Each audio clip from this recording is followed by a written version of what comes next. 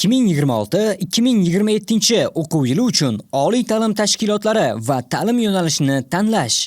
Oliy va kasbiy ta'lim tashkilotlariga kirish test sinovlarida ishtirok etgan abituriyentlar 2026-yil 25-iyuldan 8-avgustga qadar 15 kun davomida oliy ta'lim tashkilotlari va ta'lim yo'nalishlarini tanlashlari lozim. Buning uchun my.uzbmb.uz saytining oliy va kasbiy ta'lim tashkilotlariga qabul bo'limiga kirib, xizmatdan foydalanish tugmasi bosiladi va oliy ta'lim tashkilotlarini tanlash bo'limiga o'tiladi. Dastlab abituriyent tanlov ustuvorligi va maqsadli qabul bo'yicha o'z tanlovini amalga oshiradi.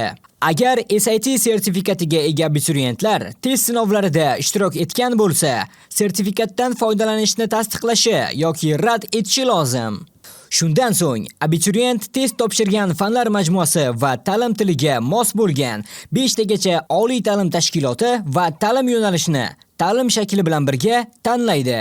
Bunda ta'lim yo'nalishlarini bir oliy ta'lim tashkiloti yoki turli oliy ta'lim tashkilotlari doirasida tanlash mumkin. Ta'lim yo'nalishlarini tanlab, saqlash tugmasi bosilgandan so'ng, ma'lumotlarni tasdiqlash uchun abituriyentning telefon raqamiga SMS xabar yuboriladi. SMS xabardagi 5 xonali raqamni dasturga kiritish orqali ma'lumotlar tasdiqlanadi. Ma'lumotlar tasdiqlangandan so'ng, abituriyent qayd varaqasi shakllanadi. Qayd varaqada abituriyent tanlagan tanlov ustuvorligi, ta'lim shakllari, oliy ta'lim tashkilotlari va ta'lim yo'nalishlari aks etgan bo'ladi. Yuklab olish tugmasi orqali abituriyent qayd varaqasini yuklab olishi mumkin. Abituriyentlar ta'lim yo'nalishlarini tanlash muddati yakunlangunga qadar o'z ma'lumotlarini o'zgartirishlari va qayd varaqasini qayta yuklab olishlari mumkin.